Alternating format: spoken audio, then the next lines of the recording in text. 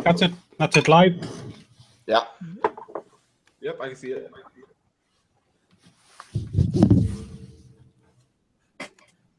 I do need to just get a coffee though, so 2 seconds.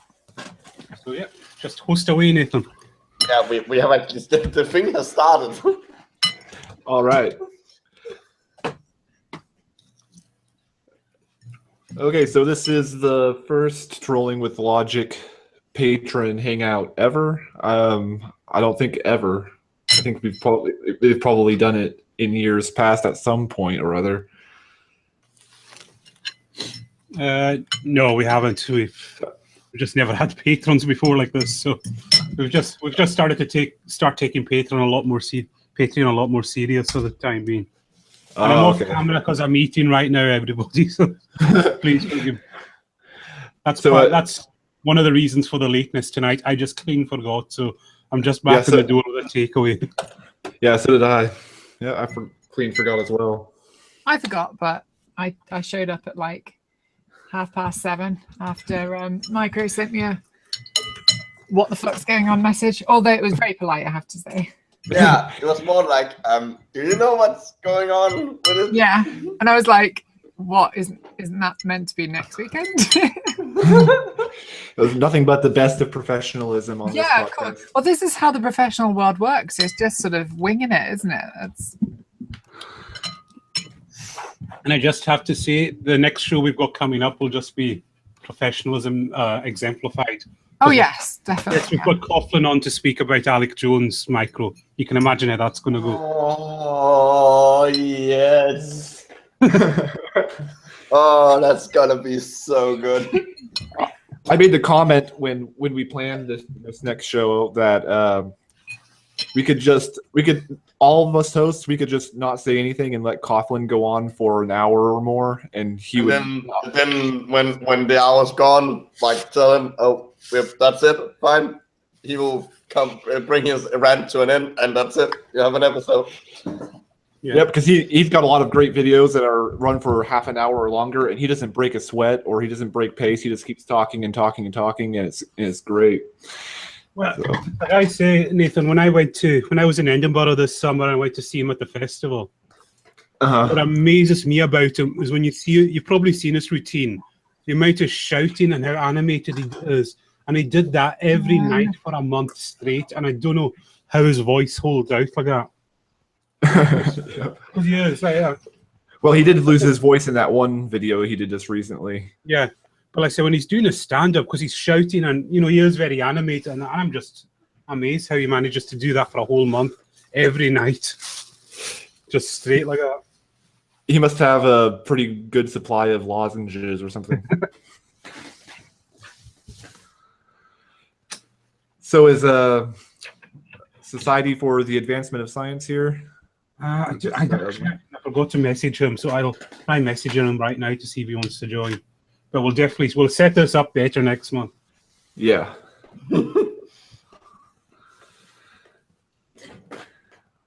Well, it's the first one, so yeah. Yep. So, Micro, ask us any questions you want about the team.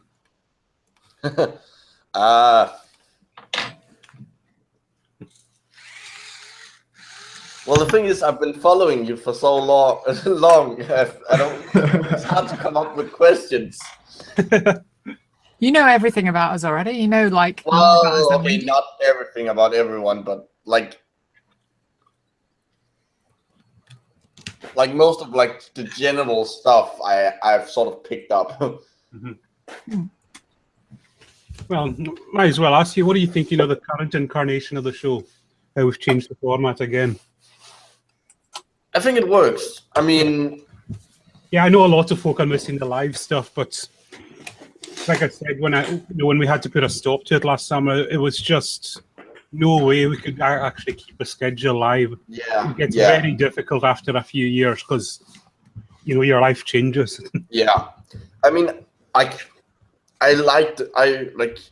wouldn't say I preferred the live shows over this. I think they're sort of equal. The previous podcast incarnation was, I mean, it was still a good show, but I think the guests is really where it's at. Yeah, I think so. That and the movie reviews and stuff. Oh, we've got some good movie reviews planned. Don't worry. Oh yeah. Vaxxed is going to be awesome. Yeah. So we've got Dave Gorski joining us for Vax. Yes. Mm-hmm. Yes. And then we're yes. also I was a little bit starstruck just seeing him agree in an email to me about coming on. and we're also going to be reviewing some a Christian satanic rock scare video. and we've got Buck joining us for that. Oh yeah, that's gotta be. That's just perfect for Buck. And that particular movie, Rock, it's called Rock. It's Your Decision. It's my favorite.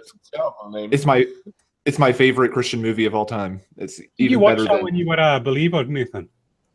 No, I didn't. I actually just watched it for the first time like a few months ago, and it was awesome.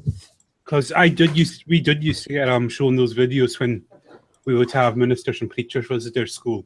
They would show us movies like that. Mm-hmm. Yeah, when I was a believer many years ago, they never showed us. It actually never got that crazy. Yeah. Because when I was a teenager, we listened to Christian rock, so and that was acceptable. You have to look up Billy Connolly, Nathan, and he does a good routine about Christian rock. I think I've seen that. Okay. Actually. Yeah, you just say like, it's just, the lyrics to rock music should be, I'm the devil and I'm going to fuck your sister.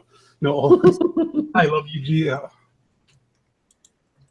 mean, the thing is, I could tolerate Christian rock if it was actually decent music, but vast majority is just so awful and it's so forced all the God stuff into it. I said, these guys, they should just write a song, and if God comes up, yeah, just stick it in there. It's fine. It sounds natural, but you can tell they're just forcing this all the time. Did you just say Yeah. if God comes up, stick it in there? That doesn't sound natural.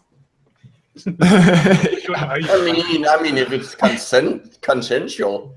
That's true. That's true. But God, God is- at least the God of the New Testament, at least he's not a very consensual-minded I mean, person.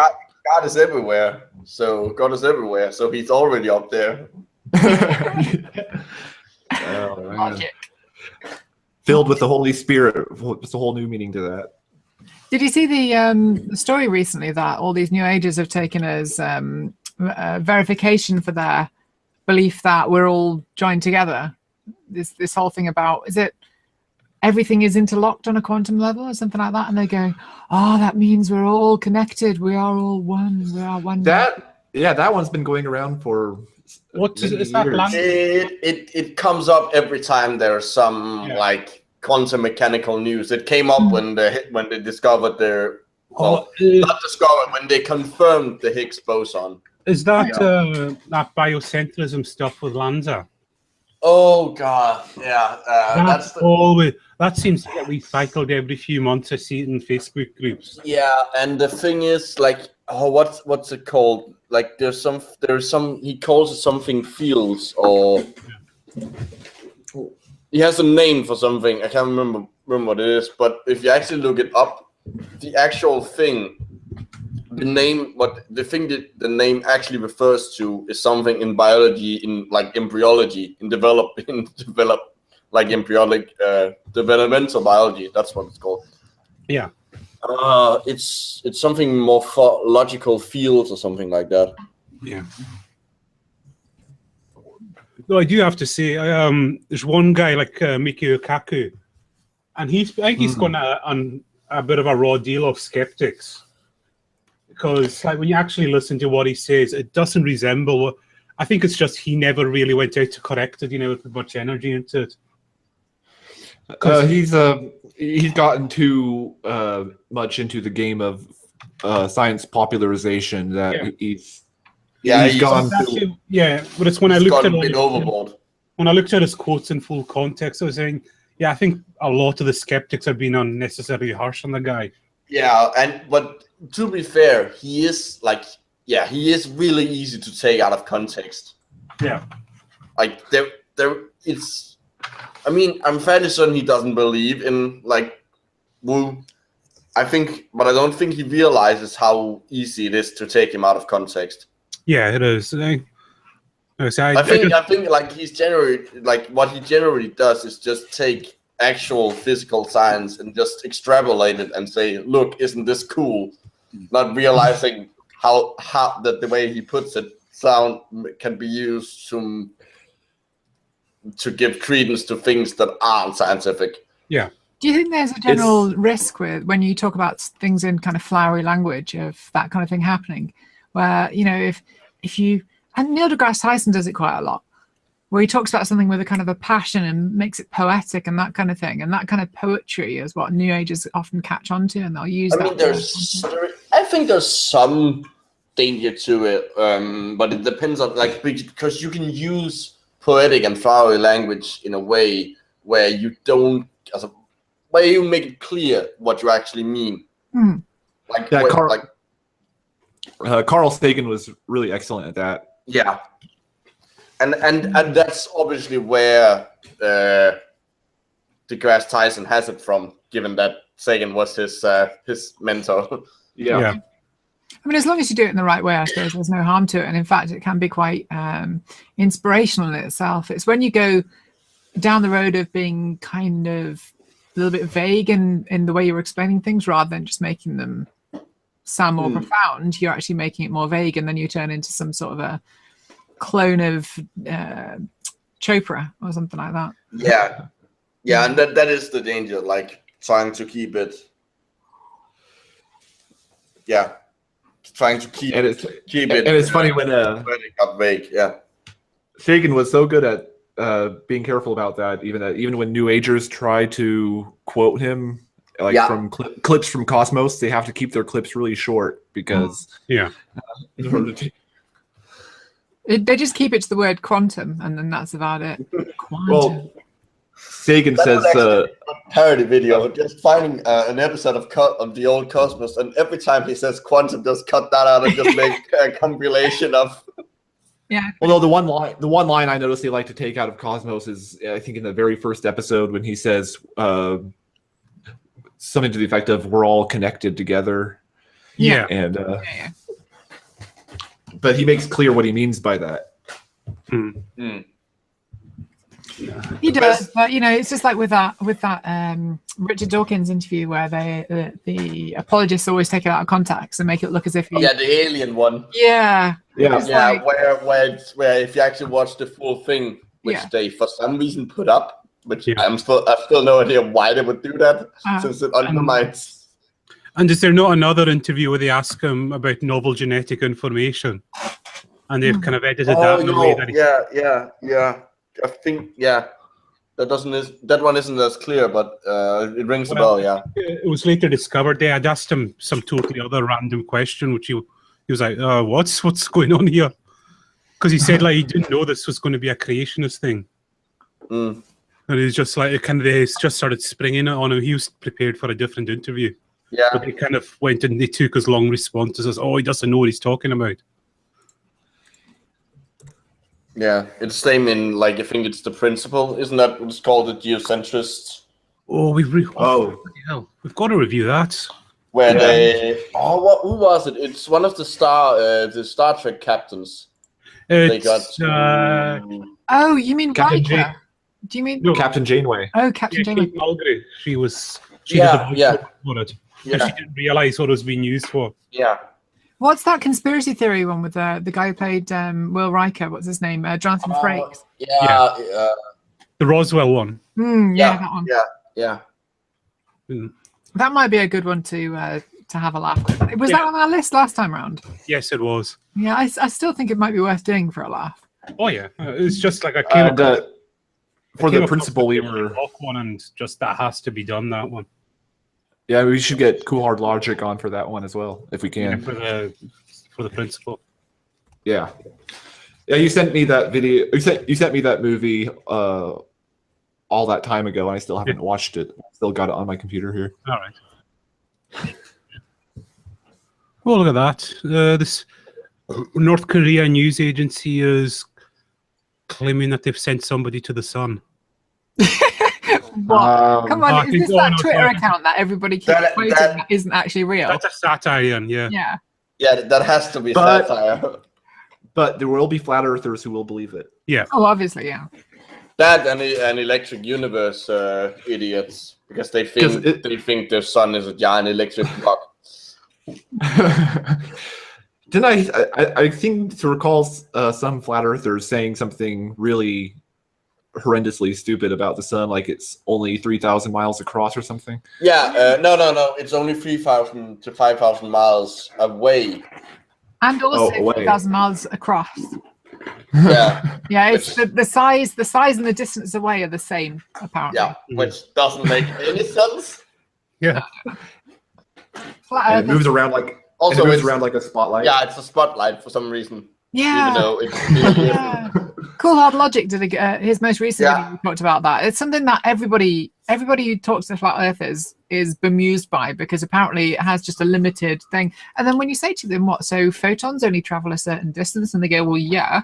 As if it's like, yeah. So it gets a certain distance away, and then the photon. Wait, that's their explanation. Like, I would have gone with it only shines down, like an actual spotlight. Yeah. But they say it is a globe, like it is a more ball. sensible. They say it is a ball, though, but then they say that the photons don't actually. The photons have a limit to the amount of time, space there. And then they talk about the stars and they go, "Oh, so you're saying the stars are billions of miles away? Well, the human eye can't see billions of miles, so it's fake." Flat earthers are making alternative facts cool before it was cool. They were all about alternative facts before it was cool. I hate that expression. It's like I'm getting really fed up of a lot of the buzzwords coming out recently. Yeah, it's like we get it. Like alternative facts. It's like it's fun the first like 5 times. Yeah, alternative facts, alt-right, and fake news. I'm getting so fed up with just hearing the word now. But I think we have to be glad that at least with some of these political people who are the political conspiracy theorists recently, at least they all kind of believe the same thing, and they kind of believe the same kind of false or, exaggerated facts. With flat earthers, they all have their own set of things that they believe, which don't really work with each other. But when one says this and the other says that, they still agree with each other, even though they're not always completely don't work with each other. There have been some rather interesting internal drama in the flat Earth community on YouTube. What, you mean they disagreed on something that was conflicting? They disagreed on stuff and ended up actually stopped, like people who have previously been like internet friends stopped talking to each other. Oh my god, that must have been something seriously dramatic. Like one thought the moon was above the Earth and the other thought it was below and reflecting off the dome, or something like that. Oh, the ones that think that the moon produces its own light. Oh, I see. Yeah. Did you see that reflecting? Did you see that XKCD about how bright? I think he did a calculation at some point about what would be necessary to make the moon as bright as it is. And he was talking about you'd have to shine, like, if it was reflective or if it was a projection, you'd have to shine enough energy at the object to actually blow it out of orbit with the photon. Literally, I think he said that if you increase the power to the kind of level where it would actually be bright enough, you would actually be eroding away the moon's surface, or ablate. I think it's called laser ablation. The rate at which it would actually cause it to propel away from the planet, which is kind of fun. Yeah, I love that kind of science. Have you ever read the book or listened to the book on Audible? What If? No, but I've read the pages that he has online. Get What If, because it's who's it narrated by again? I think it's narrated by Will Wheaton or something like that. But it's still good fun. Hold on, my light's just gone off. It's on a time. I'm listening to the greatest audiobook ever, the Brian Blessed biography. And it's narrated by him, and it is just fantastic. It's one of the glorious things in the world to listen to. You have to mute the audio to actually listen. Yeah, you're just going to get deafened. Yeah, he is shouting quite a lot in it, but his stories are just so hilarious and over the top. I want to get Brian Blessed on my sat nav. I've got that that lady from the Great British Bake Off at the minute. You can get him on the sat nav. I know. I really want to do it. I keep forgetting to. I've got the what's her face from the Great British Bake Off. Perkins, Sue Perkins. I've got her on there at the minute. Because I've actually got the app on my phone, the Brian Blessed alarm clock. So just when it goes off, that's basically it's just him shouting at you to wake up. So. Yeah, I just recently discovered Brian Blessed has a cameo on Monkey Dust. Right. Second season.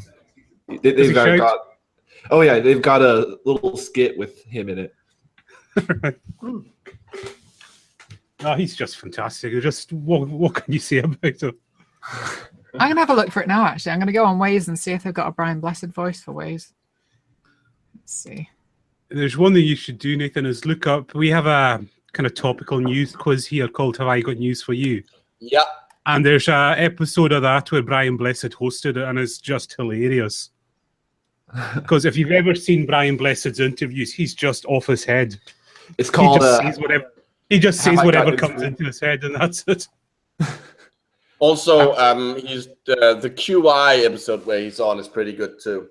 Is he like that as well? He's just rambling all the time. Yeah. He goes on to like say something about like ends up talking about the migrational patterns of Yetis in Mongolia. What? Like, oh, come on.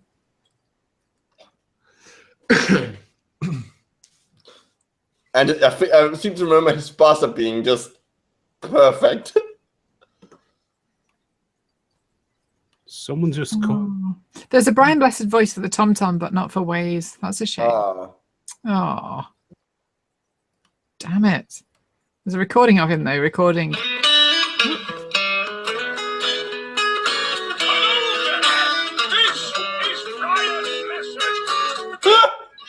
What the? What It's just... There you go. Oh, what? What? Thank you. That was good. Take the highway. No, turn back. You're doing it wrong. I'm enjoying this. I'm learning. Sharp right. Oh, watch the chicken.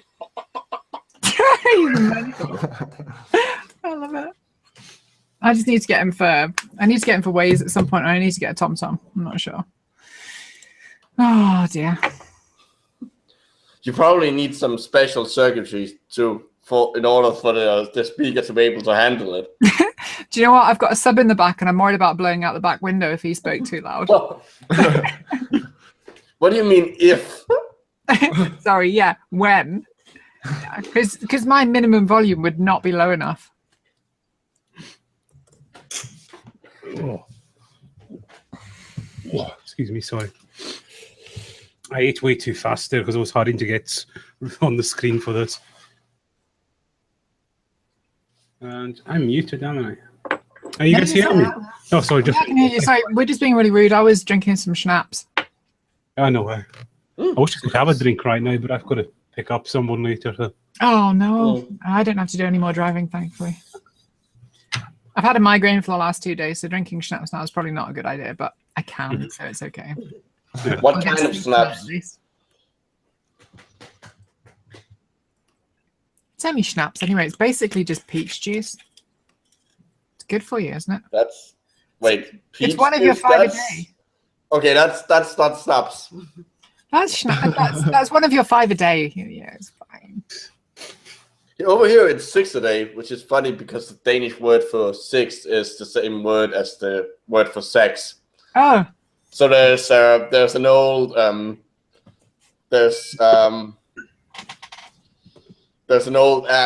where there's a broccoli and a carrot fucking. So that's kind of, okay. So you have sex a day instead of 6 a day. Yeah, and when you spell it out in Danish, it means the same as having sex in the daytime. That's really weird. So literally 6 and sex are the same thing in Danish? Oh, they're spelled differently. Oh, okay.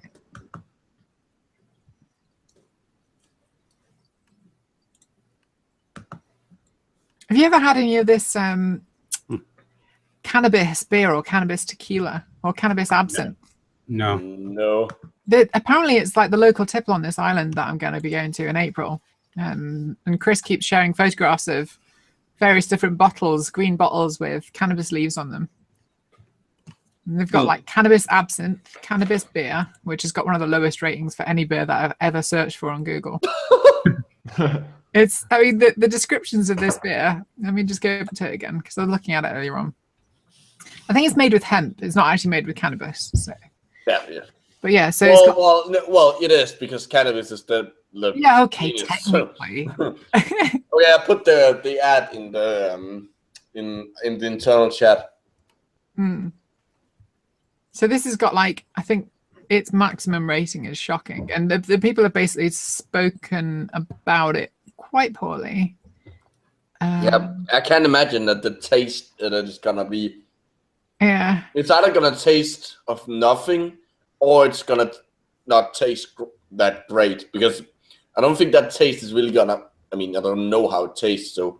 But I would imagine knowing how it smells, that it probably doesn't taste. It's not going to be great. That good in a beer. Yeah. So the reviews are as follows: nose of staleness, ash and bitter lemon. Taste is funky, bad funky. Nose is dank, dusty and straw-like. Tastes dank, grass, straw, quite horrible. Dank, taste is harsh. This is like putting grassy. It sounds like they've just taken and put mowed the lawn and put grass in a lager. Yeah, everybody says aromas of cut grass. That is exactly what they say. That's not necessarily bad. If you probably could make a beer that had that aroma, but if the taste is like that, yeah, no. Yeah. Overall score 2 out of 20. Taste of grass and nuts. Takes me back, that does, back to when I was a bit of a cannabis whore. Grass and nuts. Just like any other cannabis beer I've tasted, it wasn't worth the while, neither the money. Oh well. I won't be trying that. Well, I might have one bottle when I get there. Apparently it's the only thing you can buy in the bloody supermarket there. Where are you going? Graciosa. Where's that? La Graciosa, off the coast of Lanzarote. It's a little desert island with only 500 inhabitants on it. All right, cool. It'll be an experience. It'll be my first holiday abroad alone, and the furthest I've ever been from the UK. So nice. Good. Should be able to see the stars as well as you can, Cal. It's really good tonight here, Jen. Oh yeah, the stars has got to be amazing where you are. It's one good. Like this week, Jen, you would have loved it here because there hasn't been a cloud in the sky all week. It's been fantastic every night. I would like to come up and visit. Wait. Are you saying it wasn't cloudy in Scotland? Yep. I find that hard to believe. January has been freakish here. Really, really freakish weather. It's been really warm as well. Are you sure it wasn't just someone who painted the clouds? No. Did you say paying the clouds? Painting them, painting them. All right, sorry. I thought you were like, right, don't come here, clouds. I'll give you some cash. Well, it's equally ridiculous. So. Yeah. Oh dear. Schnapps is dangerously good. Oh, yeah. You said before it's not a schnapps. Did you mean that it is like a really cheap brand of schnapps, and that the real stuff is much better? Well, okay. It's maybe we have different definition of what schnapps is, because it's in Denmark. It's like a tradition to drink it around Christmas and Easter. Oh, okay. I drink it all year round. I love it. Well, we drink it all the year round too, but there's like a tradition to drink it at like traditional Christmas and Easter feasts. Okay. And it's a very particular thing here. Also, there when you go to like a family gathering thing, you just get it like the straight thing. But usually, if you know a bit about it, you go out and find herbs to put in it, and then like beforehand. So, or you put licorice or you put honey in it or something. Like you make and then let it sit for like maybe 2 months or something like that, chipping around every once in a while, and you actually get the taste into it. So what's the base of it then? I'm That's guessing the base. The base is the normal like snaps that you would buy. Just snaps. What flavor of schnapps? What's the fruit base on it? Or is it just like anything you can? Yeah, well, you can use anything, but it's unflavored snaps basically. Oh right, I see. I mean, there are, obviously snaps has a flavor, but it's like there hasn't been added anything to it. See, I've only got apple and peach here, but I've had cherry, like Berenson cherry schnapps before, and that's quite nice too. And a few others, but they're very expensive over here. I mean, schnapps over here is like 18 quid a bottle for the decent stuff. So you can get like the cheap Cactus Jack stuff, which is like £4 or £5 a bottle, but that's just flavored crap. It's horrible. Not a big fan of that. Well, I think there may be some language things, because in Danish, snaps only refers to what's called aquavit. Aquavit. I'm not sure how to pronounce it in English. All right. Which is like it's a flavored spirit that's principally produced in Scandinavia.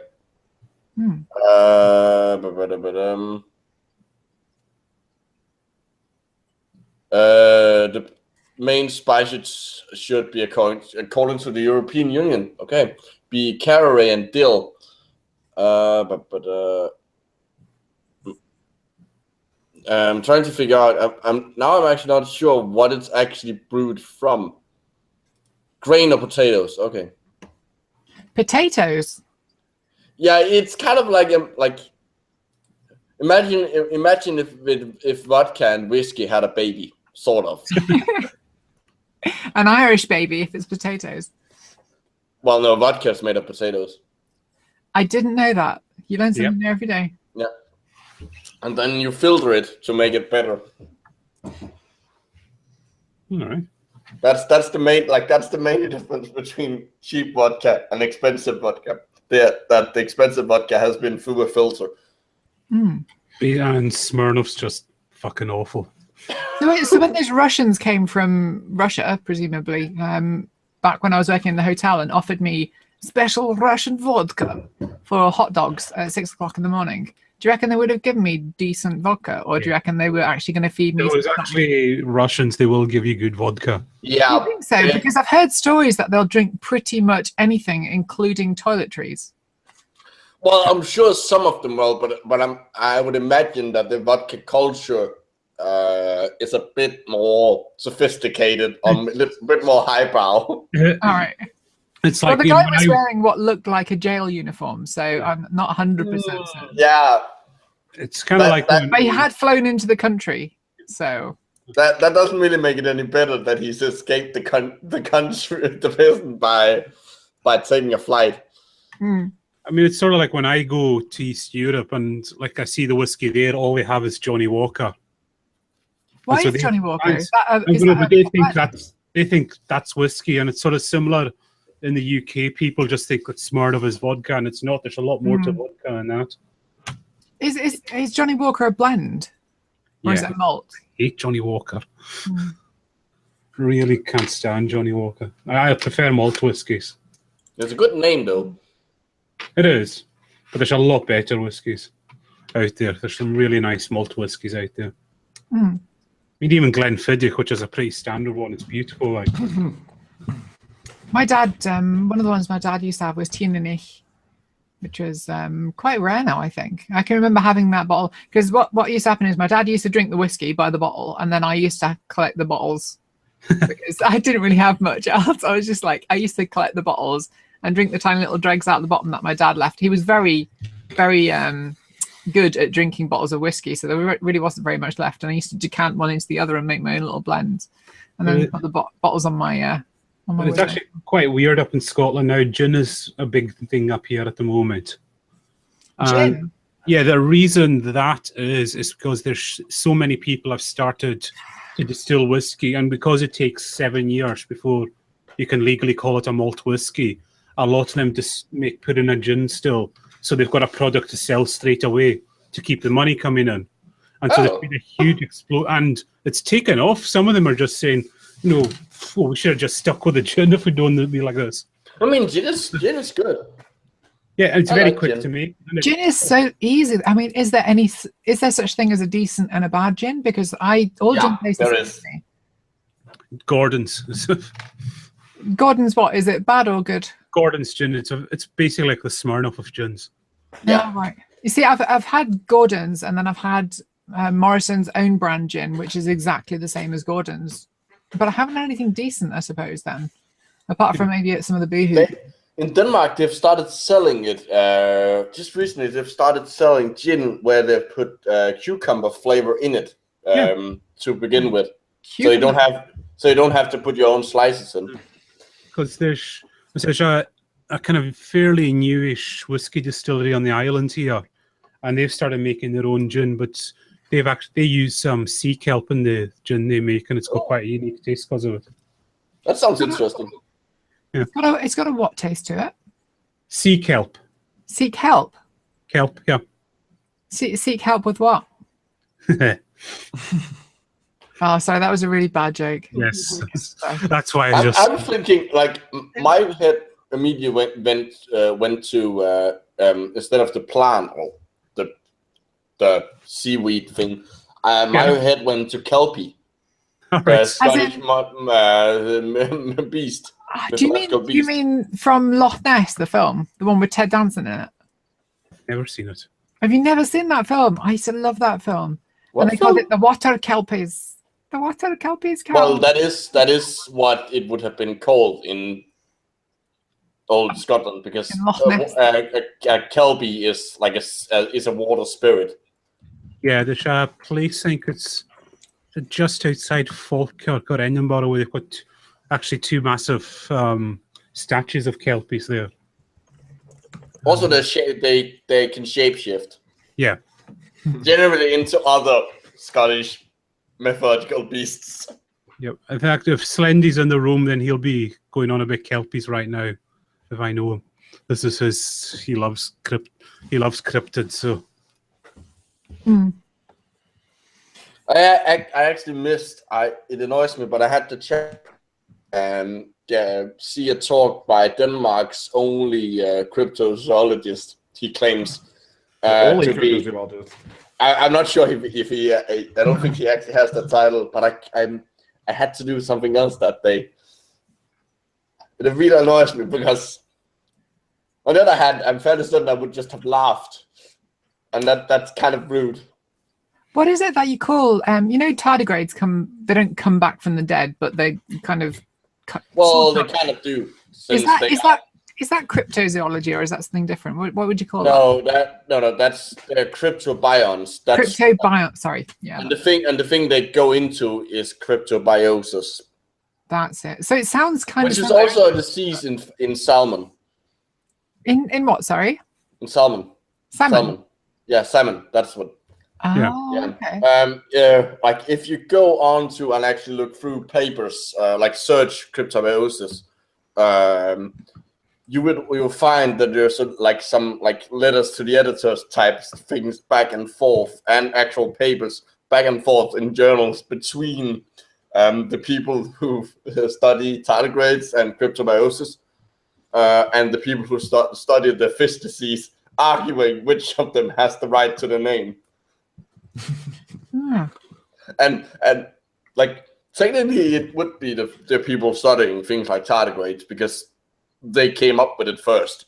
They used the word first, but the fish people are like, yeah, we can use it too. It's our word now. They're like, no, nobody's gonna get confused. No, but it's fucking annoying to have to sift through, and like half of the things you get when you search are fish related. I've just thought, this is a completely random but fish related question. Are roll mops from Denmark, or are they from somewhere else? What? Roll mops. Herring. I think Pickled herring. I don't know. Yeah, we eat pickled herring. I love pickled herring. Yeah, we have them up here as well. It's quite popular. I mean, It's the name roll mop though. I think I don't know, that's a Scottish one or not. it's certainly not Danish because in Danish they're called sild, Right. which is also slang for pretty lady, which is kind of weird. You've got some strange like intermixing of words going on there, haven't you? We, So you've we, got like really, six, we really have. six insects. But that's what happened when you have a language that's comprised mainly of mumbles. And I'm not lying. That is what the language is. Oh, there you go. Jen, roll mops originate in Germany. Oh, I see. Right. Shit. Okay. Then I invented roll mops. No, I didn't really. Yeah, so like, I am part German, which is why I sometimes make kind of German jokes, but I'm not very good at them. But if you want to have really good roll mops, Jen, you need to go to Loch Fyne Oyster Bar. Loch Fyne. Where's Loch Fyne? It's up near Inverary. I don't know. Well, I'm going to have to be crude here. If you know the map of Scotland, how it's shaped, and part of it looks like it's a big dick there. It's basically on the dick. I'm trying to think of it, but I can't think of it. Wait. What's it called? It's called. Yeah. I want to Jen. Nice voices via fricative. That was good. Oh, was that? Sorry. Voice like the ch in lock. You actually pronounce. Yeah, you actually pronounce that like a proper voices via fricative. What's a vela fricative? That's the name of the sound. Oh, okay. I didn't realize it. Well, loch, like yeah, that noise.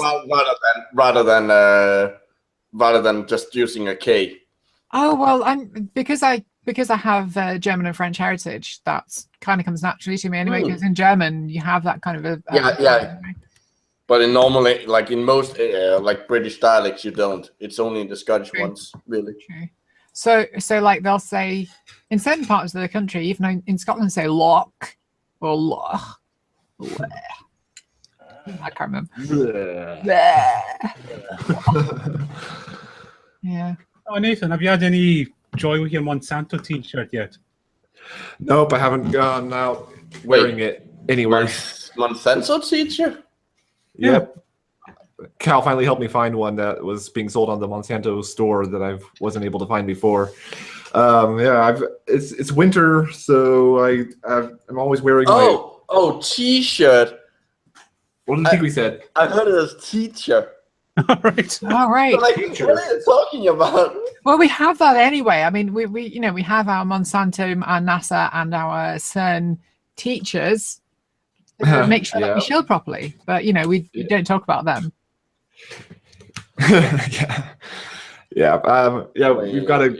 We've got a grocery store here called Natural Grocers, and it's basically the small time equivalent of Whole Foods, because in this area, even Whole Foods is too corporate for the Rogue Valley here. Because countries, yeah. In that natural store, do they have a big picture of Mike Adams? No, they don't. Oh, unfortunately. I'm going to maybe make like an educational gesture, make an educational road field trip for myself. Go into Natural Grocers where I'm sporting my Monsanto swag, and you have to get a hidden camera to do that, just so we can see if there is any reactions to it. Yeah, it is a very cold winter here, so every time I go out, I'm always wearing my jacket and a sweater at least. So I've never actually got to like sport it yet, but that's a pretty cool shirt. Because if you look up on if you go on Google and look up Monsanto T-shirt, all you'll get 99% of the results will be anti-Monsanto T-shirts. Yeah. Well, I guess there probably isn't really that. Wait, what it just again? So you see what that? Oh, that's awesome. I got that at CERN. That's cool. Yeah. That is cool. I have lots of geeky shit around. I think that's one of the things Vance told us once, because you search online and you get all those anti-Monsanto pictures. Mm-hmm. Yep. With a lot of because I think we were saying, have you seen this one? And he said yes, and then no, I've seen that. I said, look, guys, we've got them all because we actually print them out, and we've got a big notice board full of them in the office, so we just have them there for a laugh.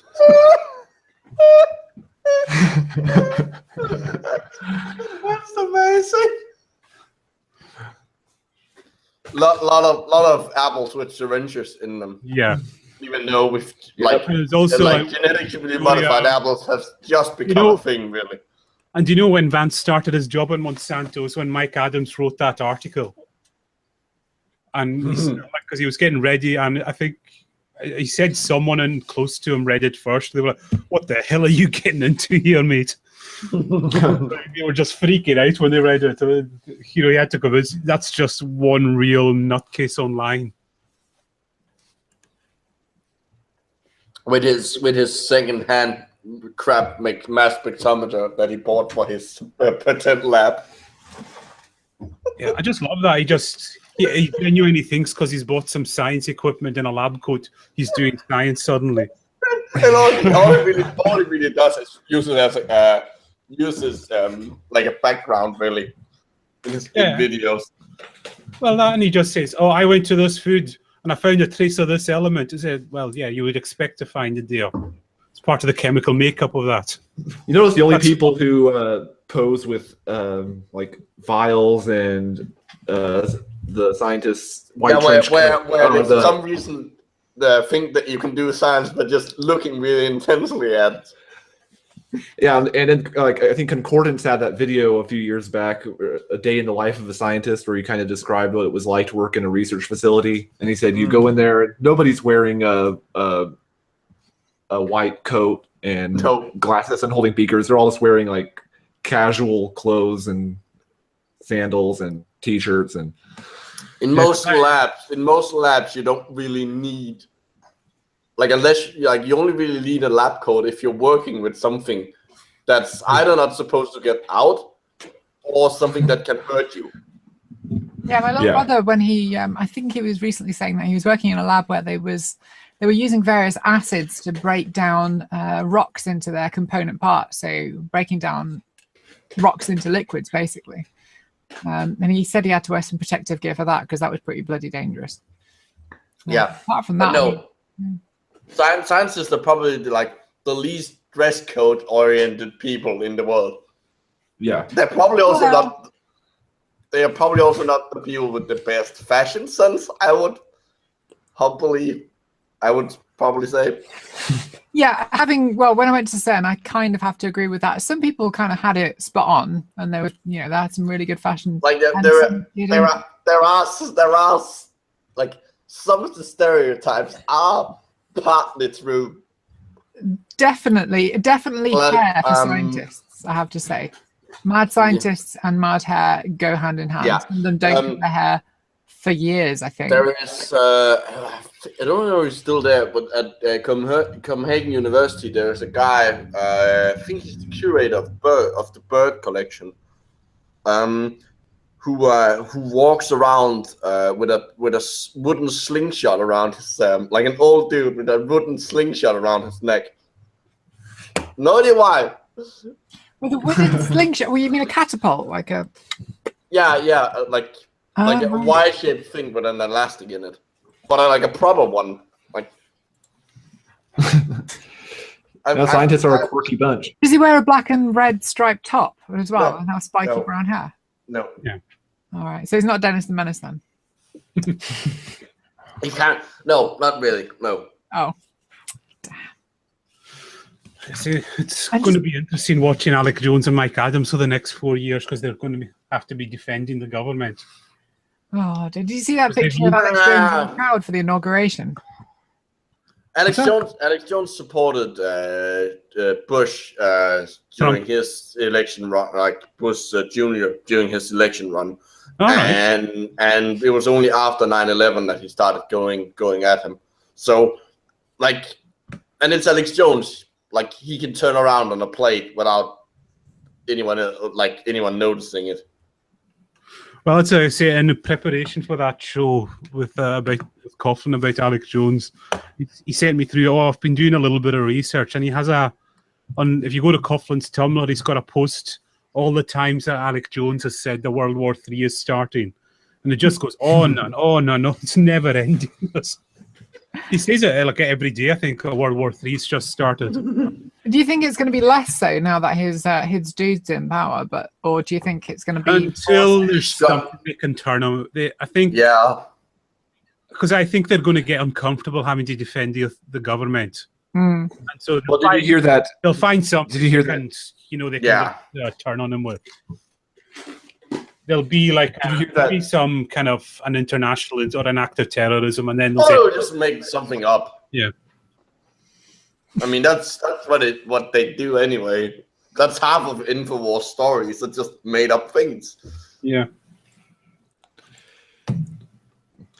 Well, I saw a story that apparently Alex Jones will be like visiting, having clearance to the White House to advise the president on. Advise him on what? He'll be in like some security briefings or something. He'll be in Alex Jones in security briefings. Security of some kind or other. He'll be, yeah. World He has War access to the World White War House. III is about to happen. Then literally, he's going to make it happen. God damn, Alex Jones is what? Do you know what is actually quite fun to do is if you go to the Atheist Experience, the archives, and like how they started up in '97. If you watch the shows from then, Alex Jones used to phone into them quite a lot. Oh yeah. Yeah. Some I of mean, the best he used to use the same studio as them. Yeah. All right, I didn't And know. it's weird, you listen to his calls, and he's just saying the exact same shit as he's saying now. He said, this is happening, it's going to happen, and civilization's going to be finished in a year. There's a few of the like proper nouns that are changed. That's all. Yeah. Did he ever ring in as a theist and talk about theist stuff, or was he only doing conspiracy theory shit? Conspiracy theorist stuff. Because I know he is religious, isn't he? I mean, he is quite religious. He just does. Yeah, sort of. It's a strange thing. A lot of conspiracy theorists tend to be. They're not a specific religion. I think They're just like religious in the vaguest sense possible. Yeah. And then there are a few of them that are like really fundamental, where like they become fundamentalists and. Yeah, like I say, Mike Adams, he's kind of a deist sort of thing. He never actually states clearly what is. But yeah, it's also suspected that Mike Adams has got his Scientology links as well. So yeah, there's some pretty like fairly well supported. I won't say it's like that supported, but there is some fairly well supported links between Mike Adams and Scientology. Yeah. Mm-hmm. Well, we've all seen that picture of the Scientology video, and it's like, and Mike Adams won't confirm or deny that that's him in it. Maybe it's because it's not him. Maybe it's just his clone. Maybe he's part of a clone army, and the rest are just waiting for the day Trump gets inaugurated. I'm gonna go on a limb here and assume that I don't think Mike Adams would ever let himself be cloned, because that would involve some technology that he really doesn't like. I'm not saying he allowed it. I'm saying he is a clone, and maybe he doesn't even realize it, so he can't confirm or deny it. Because when they talk about him. No, like, maybe that's why he's so against modern biology, because he's a clone. He doesn't want that, like. Oh, he doesn't want that getting out. Yeah, it's his way of rebelling against his creators without revealing the secret that would get him killed. Or maybe. And I think I just fed someone on the internet's conspiracy.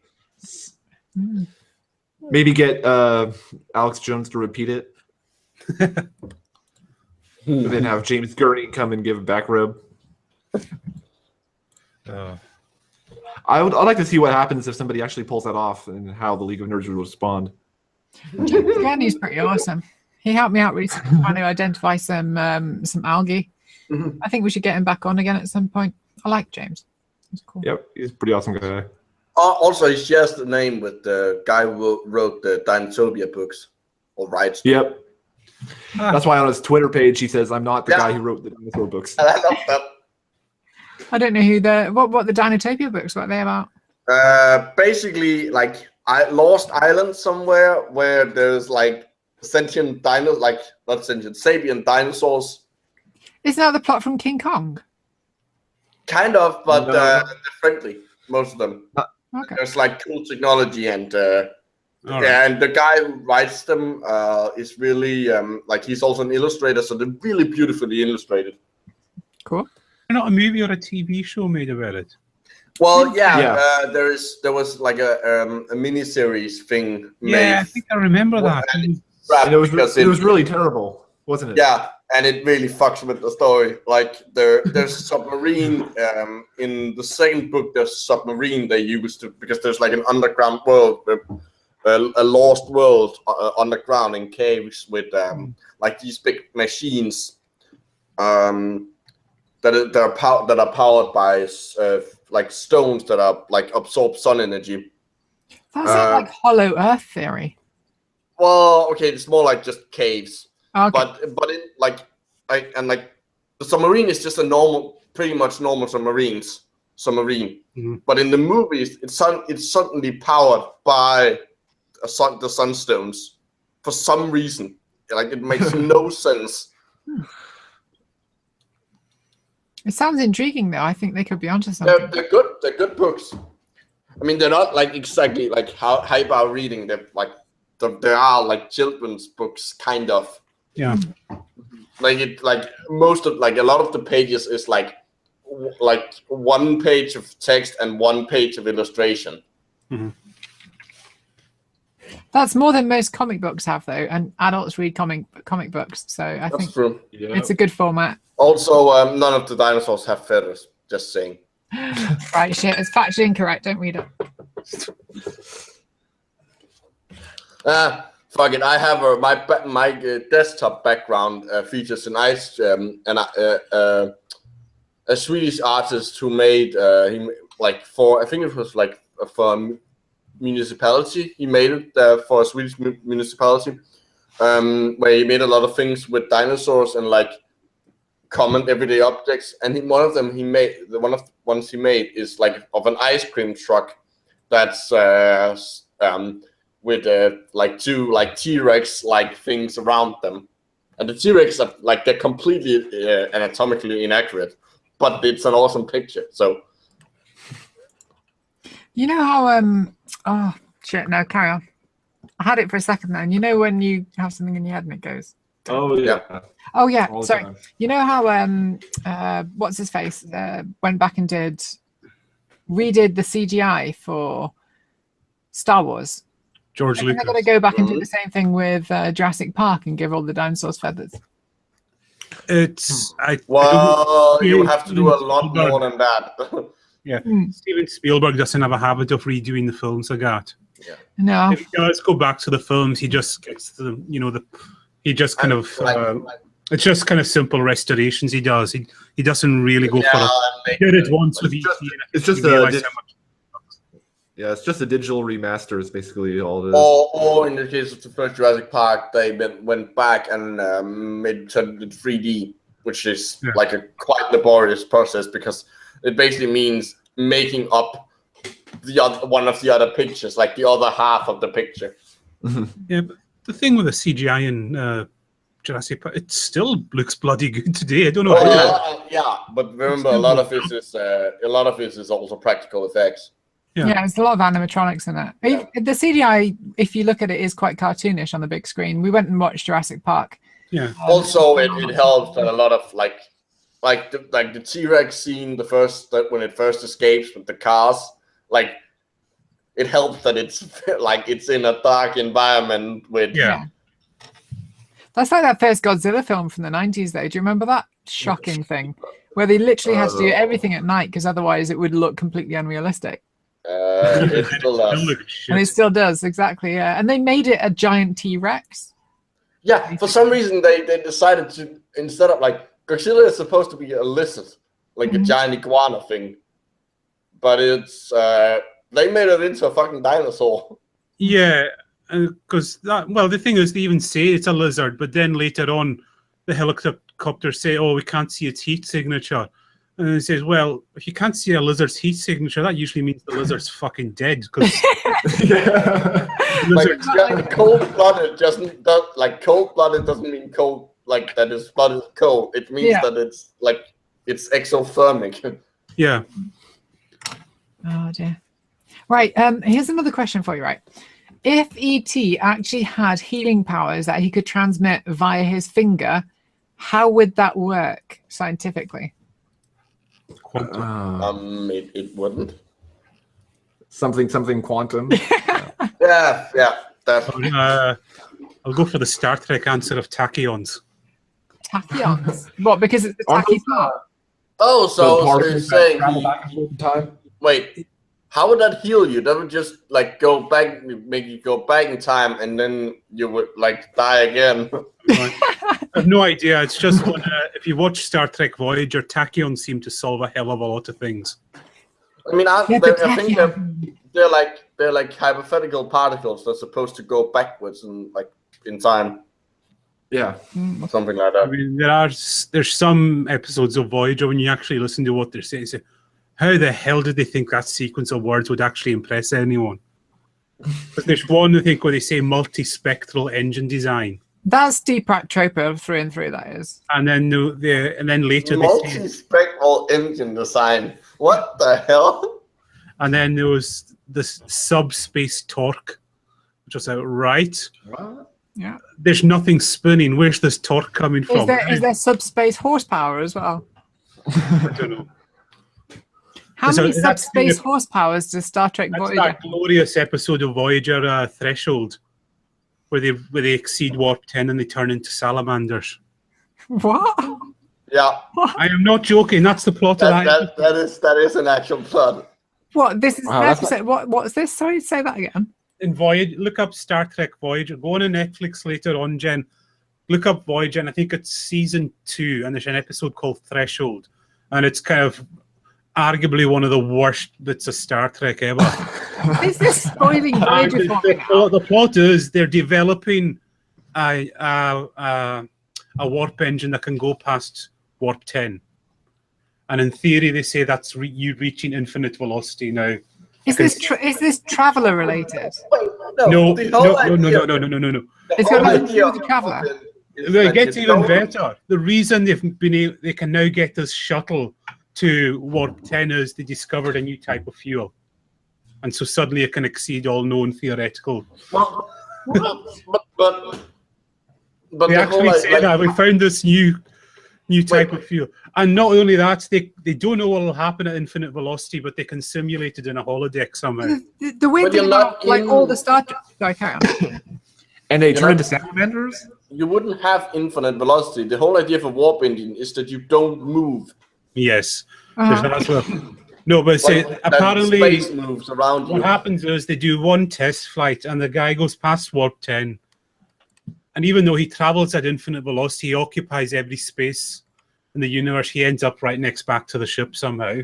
It's just like a plot hole after plot hole on it. And then he comes back, and they actually say this, that traveling at warp has accelerated his evolution, and he turns into a salamander. What the fuck? Oh my god. Wow. There's just The thing is, if you had infinite velocity, you would have infinite mass. So you'd be the biggest black hole in the universe. then- The universe would no longer. And it gets even better. would- He kidnaps Captain Janeway towards the end. As Travels a off at salamander. No, he's almost changed into a salamander at this point. But he kidnaps Captain Janeway. He fucks off at warp 10, and then a day later they find the two of them completely turned into salamanders. And not only that, they've mated and they've had babies in about a day's time. No. I'm not kidding. Actually, This isn't a real plot. Come on. I'm afraid to say this. No. and you know how they say there's always the reset at the end. It's so awful in this one. Like I Who say, they came up with catch that? up. Right, They that catch up with the person. salamanders, and then they just say off screen. Right, Yeah. we need to get some tachyons. We need to go back in time, and we need to fire the person that wrote that script because that destroys Star Wars. Well, the good thing Because it's about not Star it is- Wars; it's Star Trek. the good thing is, Star Wars. No, it's so bad it destroys other franchises. yeah, Oh God! No, the that's writer has horrible. come out and he has said he fucked up there. He said he has Okay. actually admitted it's bad. He doesn't try and defend it. Was he responsible for Farpoint as well? It counted a far point. No, No. Okay. Whoever was responsible for Farpoint is also very guilty of heinous space crimes. And You know, that salamander plot sounds like it actually could work in a show like Farscape. Yeah, no, but you look that up. You go on to Netflix, just look up Star Trek Voyager Season 2, and there's an episode called Threshold, and watch that. I mean, we need to start watching Voyager again. We started off, I mean, it was, when I was a kid, it was my favorite series. I think because it had Janeway as the captain, and I like Janeway. But I started watching it again recently, and the first few episodes didn't leave me with a lot of hope. So. Well, the other thing to do is there's a guy online, and his speciality is reviewing Star Trek, and he gets really into depth with the science and that. And when he gets angry about the bad episode, it's so fantastic. He's hilarious. SF Debris, watch his reviews. Oh, Sci-Fi Debris. You linked me to him before, didn't you? Oh yeah. Yep. Well, watch Threshold and then watch his review, because his review of the actual episode is an hour long. It's longer than the episode itself. And it's a lot of him just yelling and going off his head.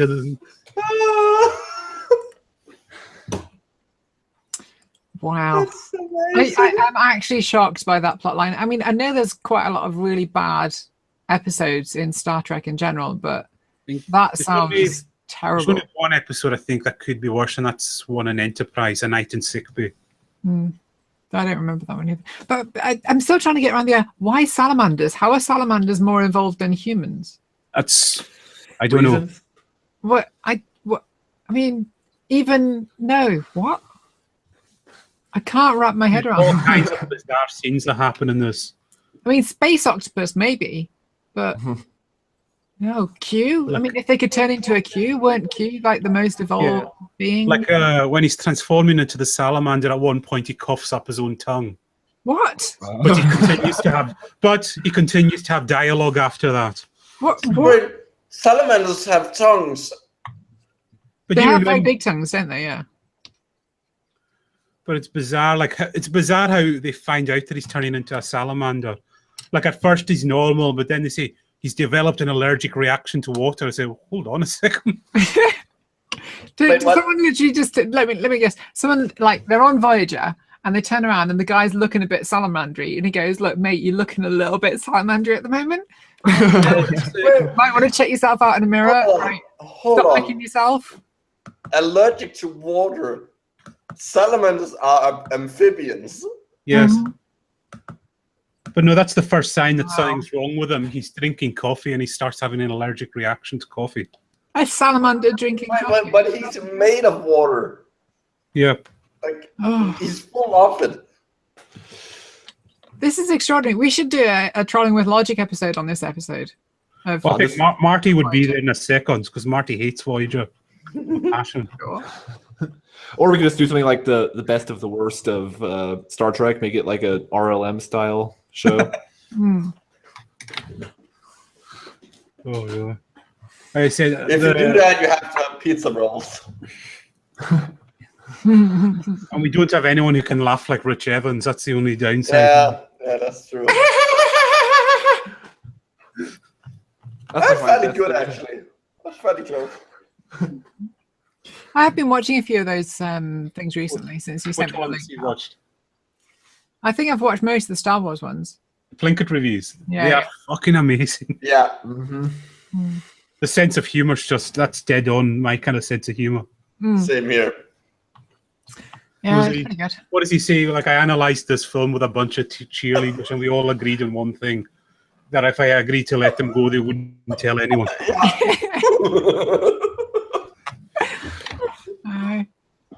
That's pretty good. I like his routine of send me your social security number and your bank account, and I'll send you free pizza rolls. But I like how he starts everything with like, this is the worst thing since, and then some family member. Well, that's what he says. It's the worst thing since my son. And my son killed. Well, I'm saying at least my son hanged himself, but these films will never go away. Yeah.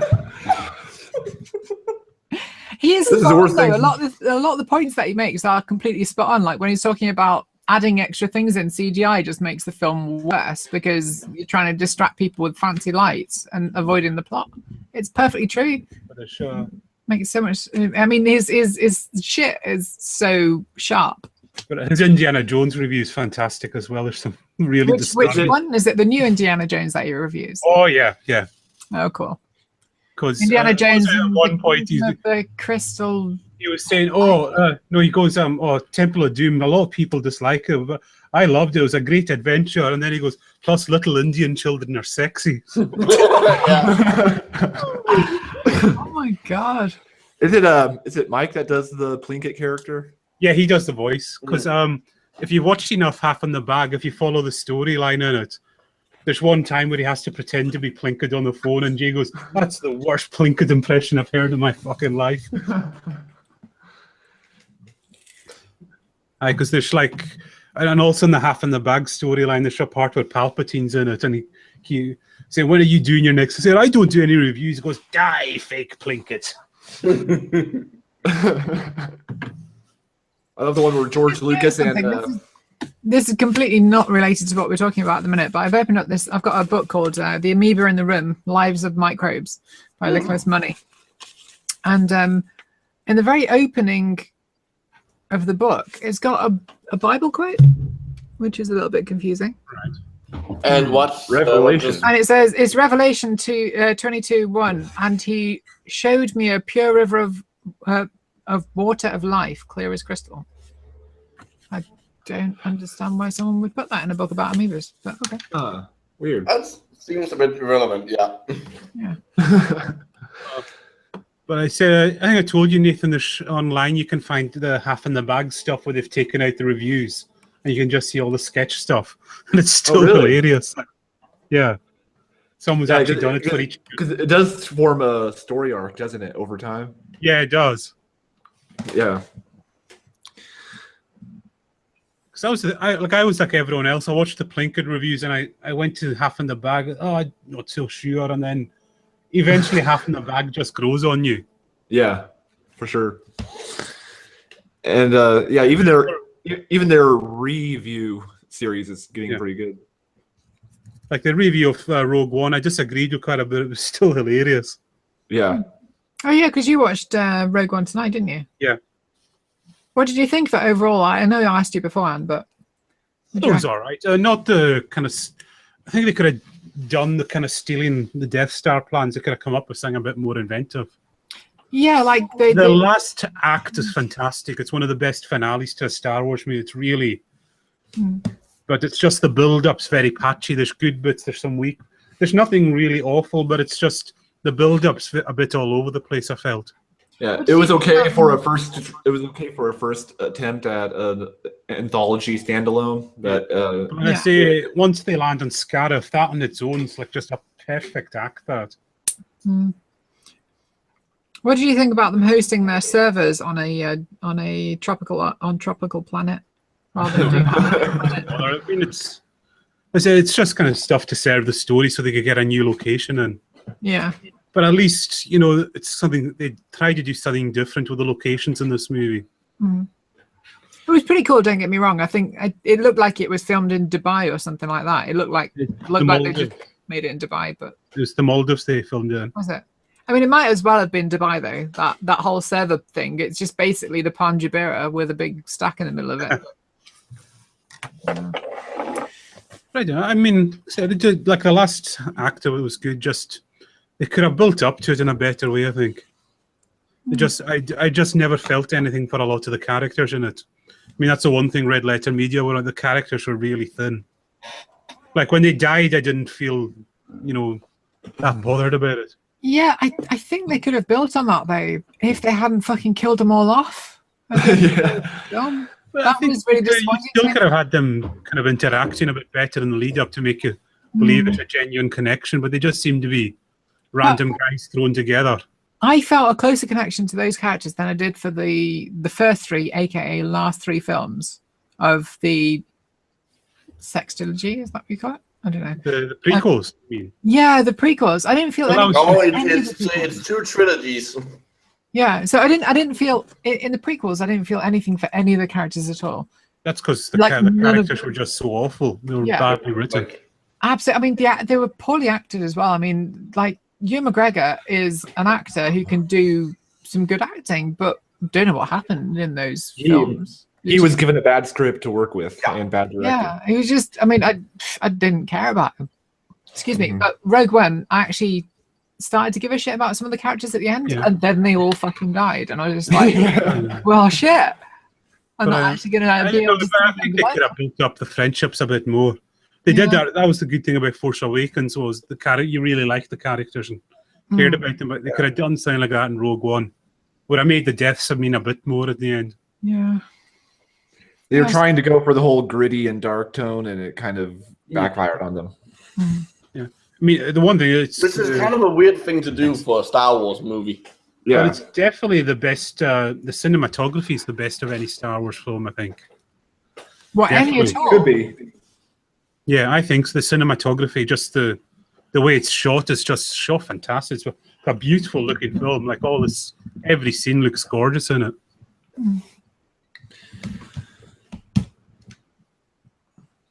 I've got to head off, guys. All right, dude. All right. Good being here. Yeah, speak to you later. Every month, right? We're doing this. Yeah, it is every month. I'll remember it the next time. Yeah. All right. Take care, everybody. Yeah, and hopefully we'll get Josh along for the next one. So good. Yeah, I wanna meet my fellow Patreon. Yep. I wonder if he was here earlier on, just expecting us to be there at 7 o'clock, and then none of us showed up. I don't know. I don't think I actually forgot to message him about it, which was really bad of me. I mean, it was just I should have really thought of just having the Patron hangout the day after I finished my semester. I just lost track of everything the past 2 weeks. Yeah, I think in the future you should probably do you can send. I think you can send a message to all Patreon above a certain level, something like put the link in there, so we get it as a notification. Yeah. Then that's probably the easiest way, because then you're sure that every Patreon gets it. Yeah. Can we get Pumpkin on sometime? Yes. I'm sure he will be. I think he's going to be on the Coughlin show. He wants to be there for that one, for obvious reasons. Oh, that's... Wow. That's going to be interesting. I've not spoken to Dick beforehand, so... Have you watched any of his videos? Dick Coughlin, yeah. I've watched a few of his videos. He's an interesting guy. I mean, he seems to be up and down in terms of... how can I say it diplomatically? I mean, should I say in terms of his coherence, in terms of how coherent he is? He seems to be a little bit up and down, and I don't quite understand. But then I'm the same way, so I can't really be judgmental of that kind of thing. I mean, from week to week, I can be completely incoherent. I don't know if I'm biased because I'm quite friendly with him now, and I met up with him last year, and he was such a sound guy in real life as well. I think he probably gets a lot of shit, and he probably reacts to that quite a lot. Some of his videos, he's gotten shit, believe me. Yeah, some of his videos, he comes across as quite. Oh God, I can't think of the right word. He seems a little bit out of it, and other ones he's very together, and he makes some good commentary. So I think there's also some there's some character to it. There's some stylistic choices. Yeah, well. And there's also he's got Tourette's as well, so I don't know exactly how his tics are, but I know that he does. I suppose that could be something to do with it. Yeah. So the thing is, I always try and be quite cautious about making comments about people who I don't know, who I've never spoken with before, which is why I can't really make a judgment about him. You'll probably find when in the pre-show chat, he's a really nice guy. But he's had to deal with a lot of shit on YouTube. You probably know all about that, Micro. No, it's kind of before my time actually. Here on YouTube. The him versus Thunderfoot stuff and all that. That's before my time. Yeah. Oh, also, I think I saw that. I've never really given a shit about drama. Yeah. That much. I try to avoid it as much as I can, but you can't help but sometimes watch it. It's more just fact you just go, what are folk getting angry over this for? The thing is, if you get into the whole conversations about SJW versus anti-SJW, as soon as you get into that whole hodgepodge, there's so many people involved in that who are very sort of one camp or the other. On all sides of that, there's some really very toxic, nasty folk. Yeah, I just never cared. Yeah. Like, I mean, I'm gonna stick to the to the science that I know stuff about, and that's it. I don't care. But I've got far too the thing you've got to remember is YouTube doesn't resemble academia or real life conversations in any way whatsoever. Nope. It really is, like, YouTube really is the internet. Like, I think it was Napalm once said that YouTube is to dialogue what wrestling is to sports. Yeah. I mean, that's really it. It's over. That sounds like something Napalm would say, and it's actually pretty accurate. It was another thing that Coughlin said to me when I met up. He said, the first few years I took YouTube really seriously. And then I said, I think I got my first channel got flagged down and I was banned. And he said I had a few months where I just went out and I just realized, holy fuck, what on earth are we all taking this so seriously for? Mm. I mean, that's not to say that there isn't serious content on YouTube. That's what he said. He's just taken it. He took a step back from then on and doesn't get so hepped up about it. I mean, once you've had a few death threats and rape threats and that kind of thing, you realize that it's all just a massive troll fest, and you just got to deal with it, or they say shit will get off the pot. Yeah, it's a big shame because there could be good conversations going on, but YouTube just seems to be it's overrun by arseholes a lot of the time. But we do have some good conversations. Abby was awesome. But like I said, that's really outside of YouTube. Yeah. Like I say, a lot of our guests, I try to go outside of YouTube all the time because. Yeah. But the guests that we've had on, a lot more since I interesting. joined, I've really enjoyed every single guest that we've had on since I joined in with this. It's been a really good experience for me joining Trolling with Logic, because I've got to speak to people who aren't involved in the bullshit, who have a profession that's involved in some of the things that I'm really, really interested in. So getting to join in with that and speaking with people who are scientifically minded and scientifically based is fantastic. It really takes you away from all the other stuff, and it really makes you feel a bit more sort of in touch with your passions, which is good. Mm-hmm. Yeah. Like, I can't wait to the vaxxed. Like, that's like, I'm almost gonna come doing that chill. I'm fairly certain. Also, I'm gonna be raging a lot because it's vaxxed. Do you have a microscope, Micro? No, I don't. Damn it! I was going to say, if you do come during that show us how excited your sperm are. The thing is, if I'm gonna get some like optical equipment, I would probably get like a stereo microscope, like the ones that's where there's no way, it's just like you can place things under them and there's a light from the above. I've got one of those here. Why do you have two microscopes? Because the I ones... do now, yeah. This other one that I've been playing around with, I'm trying to get I've been trying to bodge some other things onto it, because the light source that my friend Stuart made for me is an LED light source, but it's not diffused, it's not optimized for the thing. So I'm trying to work out a way of diffusing the light so that it doesn't look as if it's coming from many different sources, because the LED. I just want to respond to someone in the chat. They're saying if he lives long enough to see Abby leave for Mars, that we'll have been the ones that put her on the radar. Well, this is something else we're going to do. It's like at the same time each year, and Abby's kind of agreed to this. We're going to do another interview with her to see how she's getting on. Oh, cool. Kind of like she's doing with the blog, yeah. So this is the new one that I've got here, which is actually an antique. Oh yeah, that's like a normal. That's what people think of when you say microscope. Yeah. So this is a metallurgical microscope with it's got top-down illumination with a polarizer on it. Mm-hmm. And the thing I'm thinking of is they usually have like a bit less magnification. They use for like, you can basically put a petri dish under them, they're used for like things like insects and tardigrades and stuff like that. Stuff that's a little bigger. Yeah. And where you actually need to be able to get to it and manipulate it.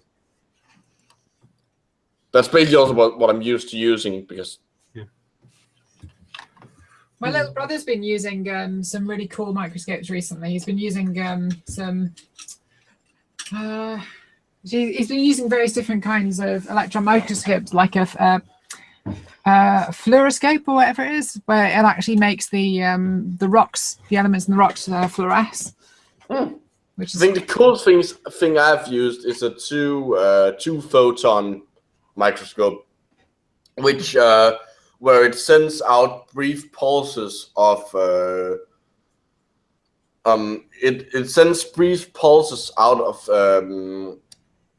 brief laser pulses at an angle.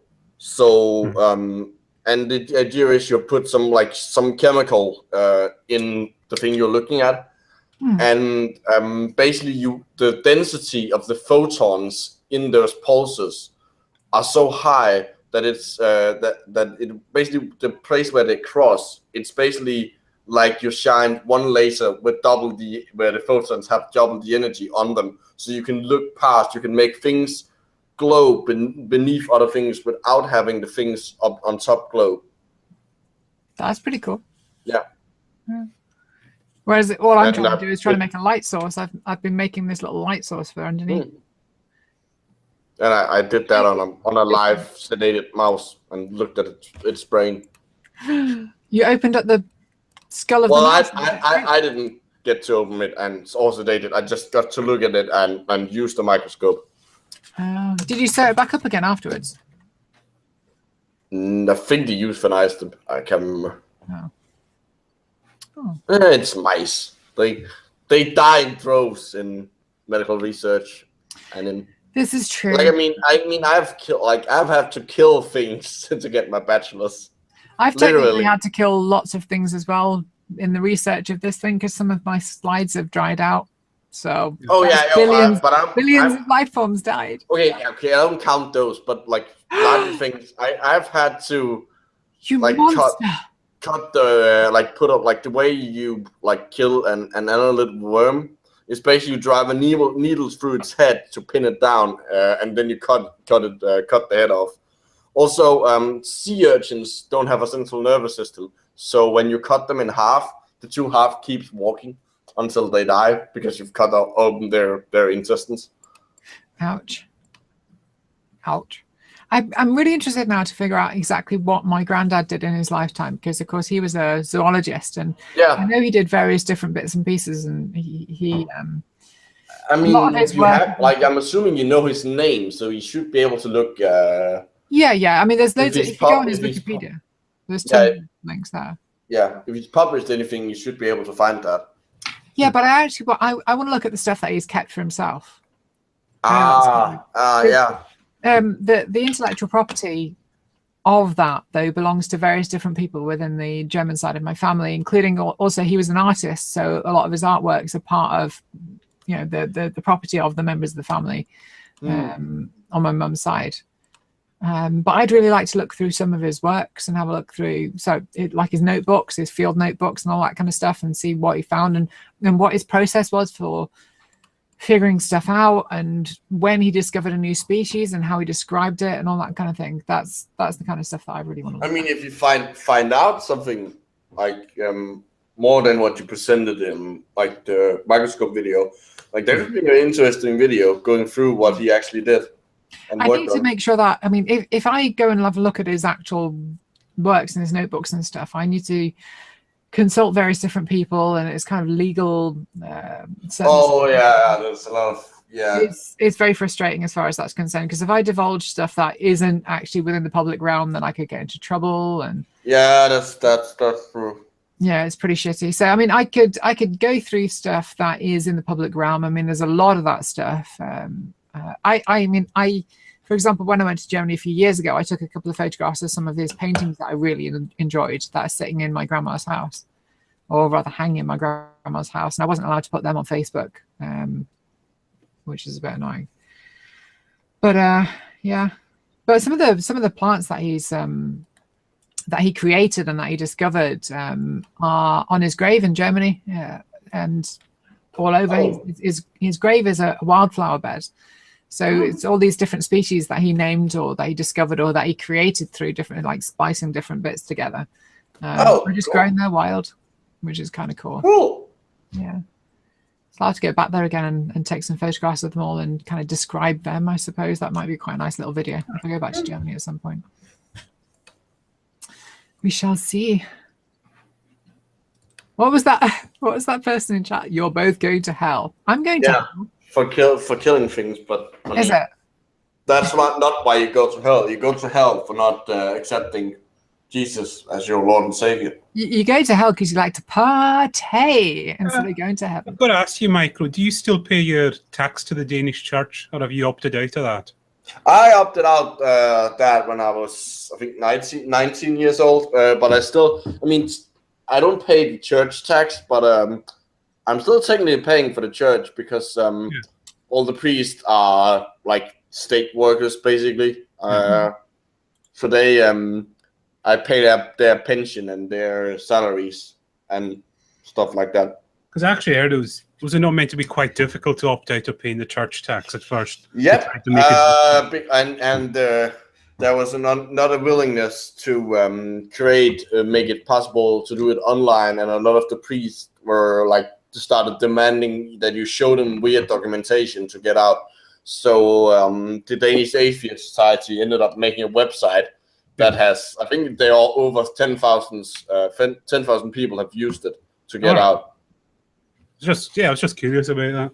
Yeah, and they got a lot of media attention for that, and for they did a bus campaign at the same time. So, do you have to know about this to actually opt out of it then? Because I'm guessing that a lot of people are probably still paying it if they just don't. I mean, everybody knows that it's a thing. Like the moment you get like baptized in like the Danish People's Church, the state church, you have to pay that tax. It's not really that high of a tax. It's like it's fairly low compared to the like rest of Danish taxes, which are quite high compared to other places. But no, like you don't have like if you like you don't have to you only have to pay it if you're part of like you're a member of the church, and everybody knows that. Like that's not a secret. But you like obviously still have to pay. You still have like for example, apart from one area of Denmark, the church is where you need to go to register the name of your child. Okay. Even like no matter what your faith or lack of is, you need to go to the church to do that. That seems a bit weird. So they're basically in charge of the civil it's basically like your personal identification number within the government. So I'm guessing the church is a lot more involved within government than it is even in the United Kingdom. Well, it's more the other way around, really. It's that the government is involved in church. Yeah. So I mean, the church runs the country. No, the government runs the church. Like that's what the law says. But the weird thing is, like, when they first created the Constitution, they kind of just said it basically just says that it like the relationship between the church and the state, church and state is the state church and the state is that's like we're gonna make laws about that later, and they never really got around to that. Yeah. So it's sort of. I mean, there is a department for it. There is a ministerium for it. I think in the UK it's down to the fact that the head of state is also the head of the church, so the two are. Well, that's the same. That's the same here. Yeah. Like our queen is like she's the only person in Denmark who's forced to have a specific religion. Right. And also the other thing we have is at school there has to be a mandatory act of religious observance. Is that everywhere then? Are there no secular schools out there? There is, but if you send a child to school, you have to actually specifically say you don't want them to have that religious observance, and the school has to provide a suitable alternative activity. So, and it's very vague what it is. Like, and if you come somewhere like where I live, where it is very religious, you're going to be that one parent who takes their child out to so they're going to be the odd one out kind of thing. Yeah, I get that. I mean, I went to one of the oldest schools in England, or in fact, the oldest school in England. I think it was started in the reign of Edward the Conqueror or something like that, way back when. And that's always been, I think it was Church of England, if I remember correctly. Yeah. And it was it Church of England? I can't remember. Anyway, but we had to go to chapel once or twice a week. We had religious services. We had a choir. You were only allowed to abstain from going to chapel if you're a member of a different religion. So I don't think atheism, if I remember correctly, was even taken into account. It was like if you're a Muslim or a Sikh or a Hindu, you could actually abstain from it and do your own thing. But if you were atheist or had atheist leanings, then you still had to get involved in it. So it's just like, okay. I mean, here the school is involved in that. Like we don't have a thing called religion, like a subject called religion. It's called Christianity, and it's Christianity. You're taught about Christianity for like the early years, and then you start getting into other religions, like in the later years at school. And then once you're into like the equivalent of secondary school, it becomes religion. Yeah. It's like here's the real religion, and these are the other ones that people believe in as well. Kind of. That is kind of like it. Like it's not supposed to be like the missionary style, like that you're actually preaching, like telling the kids that this is the correct religion. But that is kind of what it like ends up becoming, especially since that like the affirmation of baptism thing, like confirmation, that's like the like you can opt out of it, but there is a year there's a whole year where you don't have Christianity, like you don't have the subject. Instead you go and talk to the priest as a preparation to your confirmation. All right. Which kind of ends up becoming like why is the school involved in that? That's definitely. Like did it feel obligatory to you then when you were growing up? Because when I was growing up, the whole religion thing, the whole confirmation, the whole having to go to I ended up becoming confirmated just because well, I got a party and presents out of it, and just like it's just it kind of feels obligatory in some ways, doesn't it? It just feels like one of those things that you do and you don't think about it at the time, and when you're older you think, fuck, I got indoctrinated there, didn't I? Well, I wouldn't really call it indoctrination, because it's really just like tradition, like silly tradition, like that. Yeah, but in a way it is kind of, because they count that. They count that. You might not count it, but they count it. It's just like, well, it's another. Well, it doesn't count anymore since I'm out of the church now. So that doesn't guys, that was my phone call to go pick up. So to do my taxi duties for tonight. So. Right, okay. So I think it's been a good show anyway. Yeah, we've just been rambling on from topic to topic, but that is kind of what these hangouts are supposed to be. Yeah, that's what the Patron Hangouts are for. Yeah, like I say, we don't do the live thing anymore, so this gives a focus. Because I know some folk miss the interaction with us doing the live shows. Yeah, it's kind of a way to kind of get some of that back. Yeah, and we are doing a charity show this year, so that's funny. So we've already got ideas for. And we definitely want to do Pumpkin v Buck. So. Oh yes, please do. But yeah, the charity shows, and we're getting some ideas together for that to see who we can get and what we can plan for it. Yeah. And this year we really want to get an auction done. We've been trying to get an eBay auction together, but for whatever we never. Hopefully now that. you need something to sell. Yeah. Yeah. What kind of things would you want to sell? Because I know we could get some shit together. I know we could definitely. That's what I say. Like with Vance and that, maybe he could get together some Monsanto swag or something. Shilling. Yeah, a shill bag. You could probably get some NASA. You have to call it the Monsanto. Like if you do that, you have to like name it like a Monsanto shellback in the auction. Mm. And well, Abby, she's got contacts at NASA. Maybe she could get us some stuff there. I've got a contact or two at NASA as well that I could contact. So yeah. Well, and also like for you, Jen, you're near Jodrell Bank and all that. Maybe have a word with them to see there's stuff they could. That would be a good excuse to go to Jodrell Bank, definitely. Yeah. Yeah, I could do that. Yeah, cool. Yeah, there's plenty of ideas. We'll think because we kept meaning to do the auction in the previous years and it just never came together. Yeah, because you have to have some good stuff too. Well, I think you need someone dedicated. So because you probably know that the last few charity shows I did all the organizing myself. Yeah, that was a bad idea. Yeah, well, it was just the way it happened. Now, like we've got Nathan co-organizing, we can delegate a bit more, and hopefully we should this year get an auction up and run, like some signed books and stuff like that from guests. Yeah, that kind of stuff, and like speak to Abby, get some NASA swag, speak to Monsanto, get a Monsanto shill bag going, and all that kind of stuff. Yeah, that'd be cool. That'd be awesome. Anyway, I've got to run off and do my Yeah. Cool. All right, have a good night, guys. Bye. Later. Kaku, and I think he's gone on a bit of a raw deal of skeptics, because like when you actually listen to what he says, it doesn't resemble what. I think it's just he never really went out to correct it. Put much energy into it.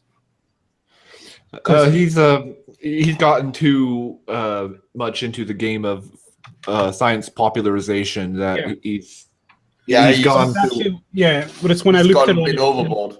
When I looked at his quotes in full context, I was saying, I think a lot of the skeptics are being unnecessarily harsh on the guy. Yeah, but to be fair, he is really easy to take out of context. Yeah, like it's. I mean, I'm fairly certain he doesn't believe in like woo. But I don't think he realizes how easy it is to take him out of context. Yeah, it is. I think like he's generally like what he generally does is just take actual physical science and just extrapolate it and say, look, isn't this cool? Not realizing how that the way he puts it sound can be used to give credence to things that aren't scientific. Yeah. Do you think there's a general risk with when you talk about things in kind of flowery language of that kind of thing happening, where if you and Neil deGrasse Tyson does it quite a lot, where he talks about something with a kind of a passion and makes it poetic and that kind of thing, and that kind of poetry is what New Agers often catch on to, and they'll use that. I think there's some danger to it, but it depends on because you can use poetic and flowery language in a way where you don't, where you make it clear what you actually mean. Mm. Carl Sagan was really excellent at that. Yeah, and that's obviously where deGrasse Tyson has it from, given that Sagan was his mentor. Yeah. I mean, as long as you do it in the right way, I suppose there's no harm to it. And in fact, it can be quite inspirational in itself. It's when you go down the road of being kind of a little bit vague in the way you're explaining things, rather than just making them sound more profound, you're actually making it more vague, and then you turn into some sort of a clone of Chopra or something like that. Yeah, and that is the danger, like trying to keep it. Yeah, trying to keep it.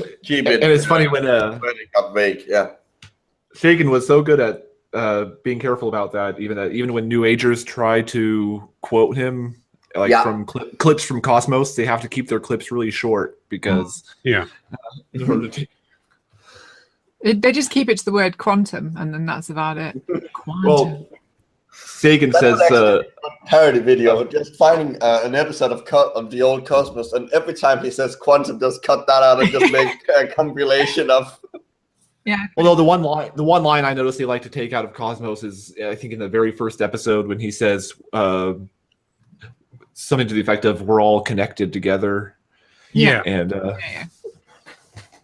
but he makes clear what he means by that.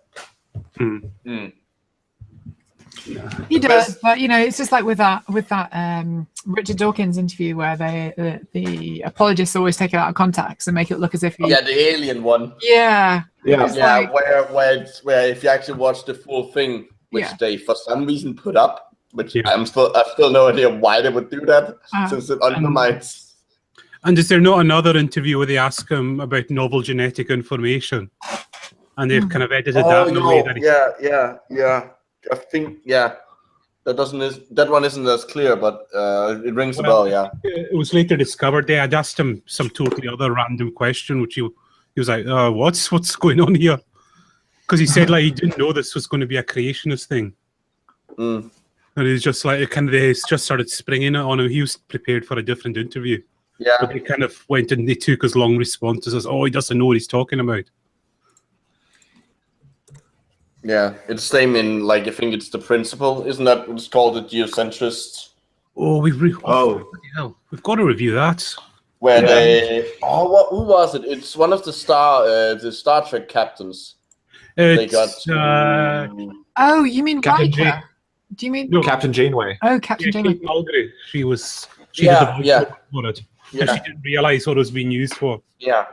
What's that conspiracy theory one with the guy who played Will Riker? What's his name? Jonathan Frakes. Yeah, The Roswell one. Yeah, that one. yeah. Mm. That might be a good one to have a laugh with. Was that on our list last time round? Yes, it was. Yeah, I still think it might be worth doing for a laugh. Oh yeah, it's just like I came And across- for I came the across principal, we the were Rock one, and just that has to be done. That one. yeah, we should get Cool Hard Logic on for that one as well if we Yeah, can. for the principal. Yeah. Yeah, you sent me that video. You sent me that movie all that time ago, and I still haven't watched it. Still got it on my computer here. All right. Oh, look at that. This North Korea news agency is claiming that they've sent somebody to the sun. What? Come I on, is think- this that no, Twitter sorry. account that everybody keeps That- quoting that- that isn't actually real? That's a satire, Ian, yeah. Yeah. Yeah, that has to be But- satire. But there will be flat earthers who will believe it. Oh, obviously, yeah. That and Electric Universe idiots because they think 'Cause they think their sun is. Amazed, and I'm just amazed how he manages to do that for a whole month, every night. Just straight like that. He must have a pretty good supply of lozenges or something. So is Society for the Advancement of Science here?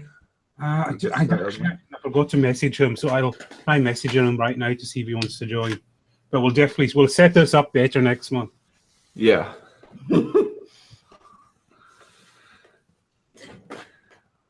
Well, it's the first one, so Yeah. Yep. So, Micro, ask us any questions you want about the team.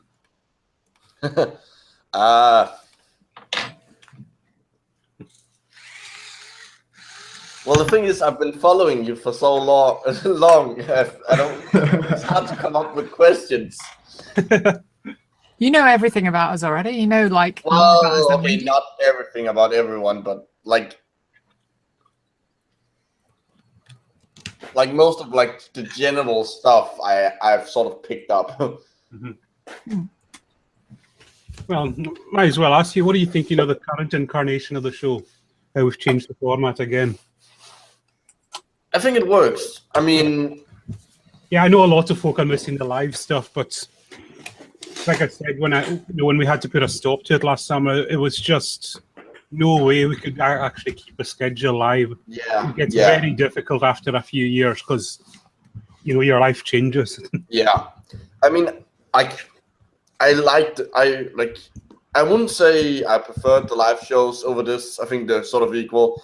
The previous podcast incarnation was, I mean, it was still a good show, but it Yeah, I think the guests is really where it's at. yeah, I think so.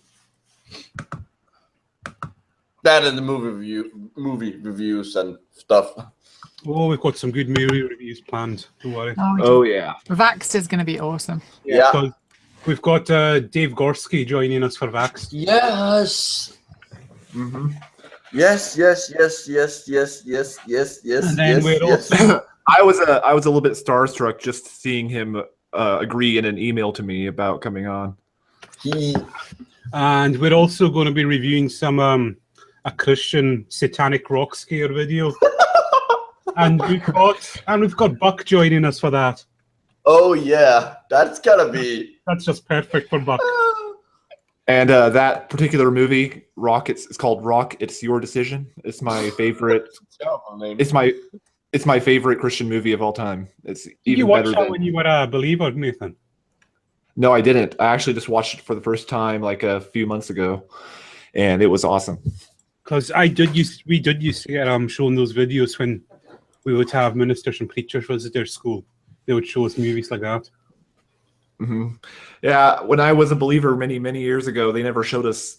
It actually never got that crazy. Yeah. Because when I was a teenager, we listened to Christian rock, so and that was acceptable. You have to look up Billy Connolly, Nathan, and he does a good routine about Christian rock. I think I've seen that. Okay. Actually. Yeah, you just say like, it's just, the lyrics to rock music should be, I'm the devil and I'm going to fuck your sister. No, I love you, G. I mean, the thing is, I could tolerate Christian rock if it was actually decent music, but vast majority is just so awful and it's so forced all the God stuff into it. And I said, these guys, they should just write a song, and if God comes up, yeah, just stick it in there. It's fine. It sounds natural, but you can tell they're just forcing this all the time. Did you just say Yeah. if God comes up, stick it in there? That doesn't sound natural. I mean, if it's consensual. That's true. That's true. But God, God is- at least the God of the New Testament, at least he's not a very consensual-minded I mean, person. God is everywhere. So God is everywhere. So he's already up there. Oh, man. Logic. Filled with the Holy Spirit. Just a whole new meaning to that. Did you see the story recently that all these New Agers have taken as verification for their belief that we're all joined together? This whole thing about, is it everything is interlocked on a quantum level or something like that? And they're going, oh, that means we're all connected. We are all one. We are one. That one's been going around for What many is that years. language? It comes up every time there's some like quantum mechanical news. It came up when they discovered their not discovered, when they confirmed the Higgs boson. Is that that biocentrism stuff with Lanza? Oh god, yeah. That's the, always, that seems to get recycled every few months. I see it in Facebook groups. yeah, and the thing is, like, what's it called? Like, there's some he calls it something fields, or he has a name for something. I can't remember what it is. But if you actually look it up, the actual thing, the name the name actually refers to is something in biology, in like embryology, in like embryonic developmental biology. That's what it's called. Yeah. It's something more for logical fields or something like that. Yeah. No, I do have to say, there's one guy like making. That's it. That's it live. Yeah. Yep, I can see it.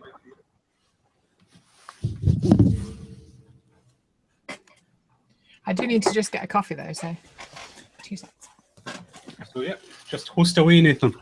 Yeah, we have actually the thing has started. All right. Okay, so this is the first Trolling with Logic Patron Hangout ever. I don't think ever. I think they've probably done it in years past at some point or other. No, we haven't. We've just never had patrons before like this, so we've just started to start taking Patreon a lot more serious for the time being. And I'm off camera because I'm eating right now, everybody. So please forgive me. That's one of the reasons for the lateness tonight. I just clean forgot, so I'm just back in the door with a takeaway. Yeah, so did I. Yeah, I clean forgot as well. I forgot, but I showed up at like 7:30 after Micro sent me a "what the fuck's going on" message. Although it was very polite, I have to say. Yeah, it was more like, do you know what's going on with it? Yeah, and I was like, what, isn't that meant to be next weekend? There's nothing but the best of professionalism on Yeah, this cool. podcast. Well, this is how the professional world works. It's just sort of winging it, isn't it? It's... And I just have to say, the next show we've got coming up will just be professionalism exemplified. Oh yes, definitely. Yes, we've got Coughlin on to speak about Alec Jones' micro. You can imagine how that's going to go. Oh, yes. Oh, that's gonna be so good. I made the comment when we planned this next show that we could all of us hosts, we could just not say anything and let Coughlin go on for an hour or more, and he would. Then when the hour's gone, like tell him, oh, that's it, fine. He will come bring his rant to an end, and that's it. You have an episode. Yeah, because he's got a lot of great videos that are run for half an hour or longer, and he doesn't break a sweat or he doesn't break pace. He just keeps talking and talking and talking, and it's great. Well, like I say, Nathan, when I was in Edinburgh this summer, I went to see him at the festival. What amazes me about him is when you've probably seen his routine, the amount of shouting and how animated he is. And he did that every night for a month straight, and I don't know how his voice holds out like that. Well, he did lose his voice in that one video he did just recently. Yeah, but like I say, when he's doing a stand-up, because he's shouting and he is very animated.